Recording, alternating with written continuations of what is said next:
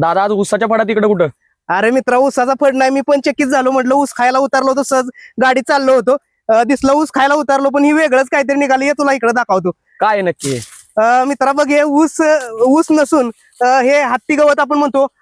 Kenyon jumbo नावाचं एक हत्ती घास आहे. हे जर तुम्हाला कोणाला पाहिजे असेल तर मी स्क्रीनवरती नंबर सुद्धा देणार आहे. तुम्ही बघू शकताय ऊसाला जेवढं टनाला अवरेज मिळतं त्या पद्धतीनंच या गवताला सुद्धा अवरेज आहे. आणि एक ठोंब तोडलं तर एक मुळे होती.